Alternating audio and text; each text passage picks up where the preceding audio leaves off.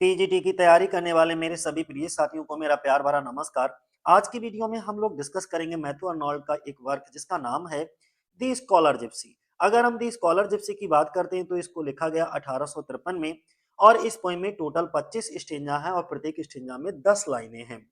और अर्नोल्ड ने ये किससे इंस्पायर होकर के इस पोएम को लिखा स्कॉलर जिप्सी को? एक जोसेफ ग्लैनविल थे जिनका वर्क था द वेनिटी ऑफ डॉगमेटाइजिंग, उससे इंस्पायर होकर के इसको लिखा। अर्थात हम सिंपल भाषा में कह सकते हैं स्कॉलर जिप्सी का जो सोर्स है वो जोसेफ ग्लैनविल की द वेनिटी ऑफ डॉगमेटाइजिंग है। ठीक है, तो चलो शुरुआत कर लेते हैं। जैसे जैसे हम लोग एमसीक्यूज पढ़ते जाएंगे वैसे वैसे चीजों को डिटेल करते जाएंगे। पहला क्वेश्चन है the scholar gipsy was first published in. Scholar gipsy पहली बार कब पब्लिश हुई थी? तो 1853 में पब्लिश हुई है। सी ऑप्शन हमारा हो जाएगा। दी पोइम कंसिस्ट ऑफ, इस पोइम के अंदर टोटल कितने स्टेंजा हैं? तो 25 स्टेंजा हैं और प्रत्येक स्टेंजा में कितनी लाइनें हैं? तो 10 लाइनें हैं। इस तरीके से टोटल नंबर ऑफ लाइन इस पोइम में कितने हो गए? 250, यानी कि सी ऑप्शन हो जाएगा हमारा।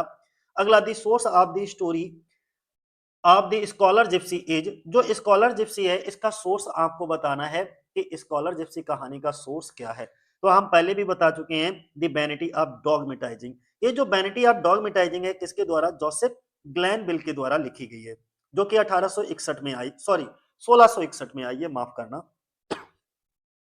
1661। ध्यान से सुन लीजिए, द वैनिटी ऑफ डॉगमेटाइजिंग 1661 1661 और जोसेफ ग्लैनविल का ये वर्क है। अगला, पांचवें नंबर का क्वेश्चन यही है, the vanity of dogmatizing 1661 was written by. तो जोसेफ ग्लैनविल, यानी कि सी ऑप्शन हो जाएगा हमारा। कौन सा? C option. The vanity of dogmatizing 1861 किसने लिखी? जोसेफ ग्लैनविल ने। 6 नंबर का क्वेश्चन है, the scholar of the poem belongs to. इस पोएम में जो स्कॉलर होता है, स्कॉलर वो कहां से बिलोंग करता है, कहां का है? तो ये ऑक्सफोर्ड का दिखाया जाता है, ऑक्सफोर्ड यूनिवर्सिटी का। बी ऑप्शन हो जाएगा हमारा। द स्कॉलर अबंडेंस छोड़ देता है, लेफ्ट लिख सकते हो। इज स्टडीड, अपनी पढ़ाई को छोड़ देता है। इन ऑर्डर टू, किस लिए? टू लर्न द अकल्ट लोर ऑफ जिप्सीज। यानी कि जो स्कॉलर होता है वो अपनी पढ़ाई इसलिए छोड़ देता है जैसे जिप्सियों की जो रहस्यमयी बातें हैं उनको जानने के लिए। अकल्ट का मतलब होता है रहस्यमयी, लोर मीन्स बातों को। आप जिप्सी, जिप्सी की। 8 नंबर का क्वेश्चन है, the poem is best describe as. कविता को सबसे अच्छे तरीके से किस तरह से बताया जा सकता है? तो ये जो कविता है वो टोपोग्राफिकल कविता है। टोपोग्राफिकल मतलब बी ऑप्शन हो जाएगा हमारा।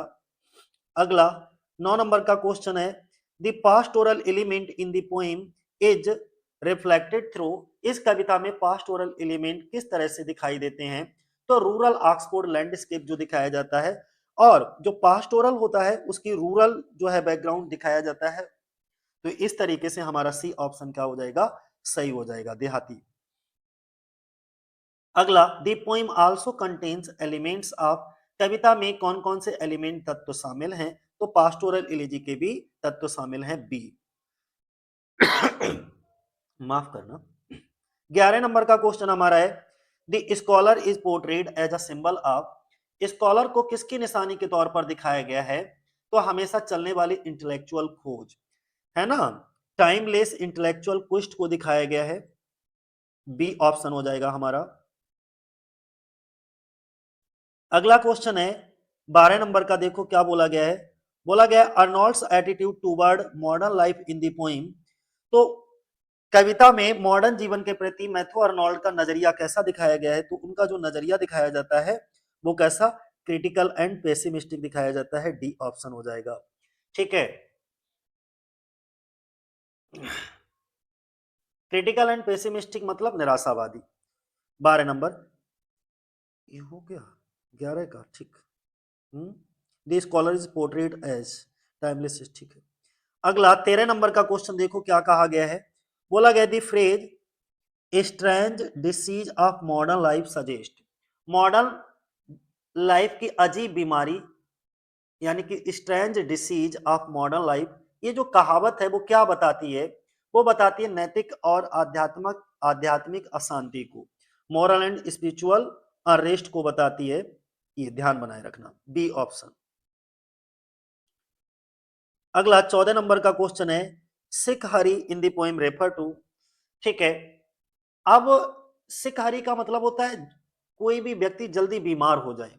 ठीक है, तो कविता में जल्दी बीमार वाला यानी कि सिख हरी, इस शब्द से क्या मतलब है? इस शब्द से मतलब है मॉडर्न समाज की बेचैनी या जल्दबाजी, ये कह सकते हो। Restless haste of modern society, अधैर्य की कमी होती है, धैर्य नहीं होता। डिवाइडेड एम इंप्लॉइज, इसमें एक शब्द और आया है, डिवाइडिंग एम इंप्लॉइज, एक किस चीज को मतलब बताता है? बटे हुए लक्ष्य। तो जो बटे हुए उद्देश्य होते हैं, हमारे लक्ष्य होते हैं, वो कंफ्यूजन कंफ्यूजन और लैक ऑफ यूनिटी को दर्शाते हैं। ठीक है, बी ऑप्शन हो जाएगा हमारा। कंफ्यूजन आप जानते हो, और लैक ऑफ यूनिटी यानी कि एकता की कमी। 16 नंबर का क्वेश्चन है, the scholar continues to hunt, जो स्कॉलर होता है वो भटकता रहता है, किस चीज के लिए भटकता रहता है? B option, Oxford countryside. ठीक है, बी ऑप्शन हो जाएगा हमारा, स्कॉलर भटकता रहता है। कंट्री साइड क्या होता है? देहात के लिए बोलते हैं हम लोग।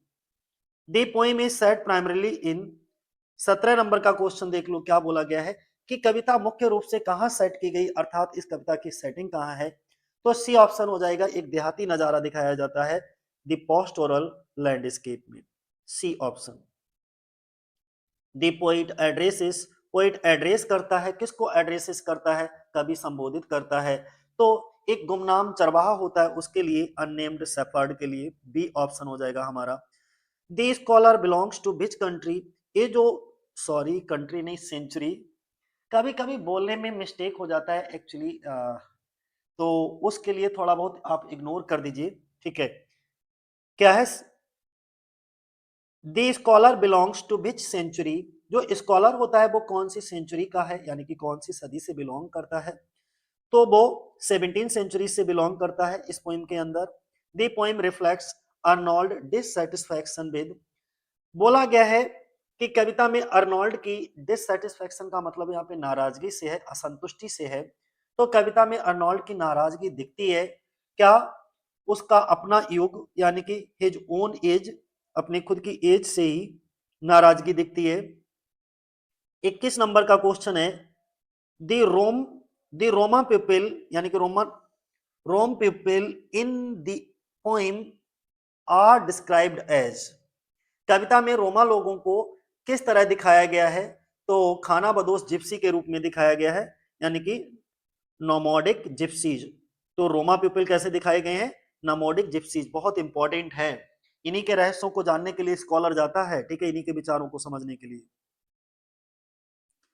The scholar described, the scholar is described as, ये जो स्कॉलर है इसको किस तरह से बताया गया है? तो legendary poor student, B option हमारा हो जाएगा। लेजेंडरी का मतलब होता है महसूर, गरीब स्टूडेंट। अगला 23 नंबर का क्वेश्चन है, the mood off the poem is predominantly, यानी कि कविता का मूड ज्यादातर है कैसा है? उदास, मलंकलिक होता है, सी ऑप्शन हो जाएगा हमारा।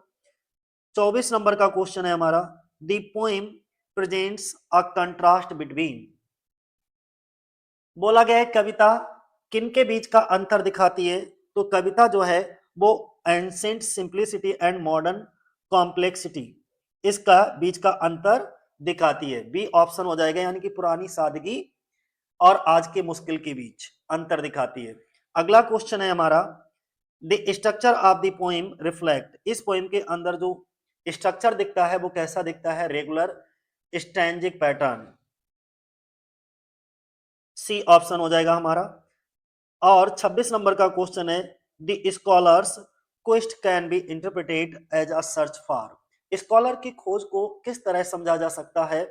तो आइडियल सच, यानी कि ideal truth and unity, C option हो जाएगा हमारा। 27 नंबर का क्वेश्चन है, the scholar gypsy is a companion poem to, scholar gypsy किसकी कंपेनियन पोइम है? जुड़वा बहन है, जुड़वा पोइम है, तो थायरसिस की, सी ऑप्शन हो जाएगा हमारा। और थायरसिस मैं पढ़ा चुका हूं, अगर आपने वो वीडियो नहीं देखी है तो जरूर देख लीजिएगा। पीजीटी की पूरी हमने प्लेलिस्ट बना रखी है, ठीक है, उसमें आपको सारी वीडियोज मिल जाएंगी। कंपेनियन पोइम है थायरसिस की, ये स्कॉलर जिप्सी। अगला 28 नंबर का क्वेश्चन है, Arnold's depiction of the modern age suggest, बोला गया है अर्नॉल्ड का जो मॉडर्न एज है वो किस चीज को डिपिक्ट करता है, किस चीज का चित्रण करता है, तो सी हो जाएगा फ्रेगमेंटेशन। अगला 29 नंबर पे the pastoral duties described in the poem involve, 29 में बोला गया कि कविता में बताए गए पादरी के कामों में शामिल हैं, तो duties describe in the poem involve शामिल हैं, क्या शामिल है, B care and feeding of the flock, मतलब क्या हुआ, झुंड की देखभाल और खाना खिलाना, तो बी ऑप्शन हो जाएगा हमारा। अगला क्वेश्चन है और ये हमारी वीडियो का लास्ट क्वेश्चन है, बोला गया है the central theme of the poem is, इस पोएम का मुख्य विषय क्या है, तो आज की बेचैनी से बचकर हमेशा रहने वाली खोज, ठीक है, तो escape from modern restlessness into timeless quest, C option हमारा हो जाएगा। आज की बेचैनी से बचकर हमेशा रहने वाली खोज आपके अंदर खोज में रहना चाहिए, आज की बेचैनी में कहीं मत खो जाओ, बल्कि फ्यूचर के लिए अपनी सर्च अपनी तलाश जारी रखो, ये इसका मुख्य थीम है।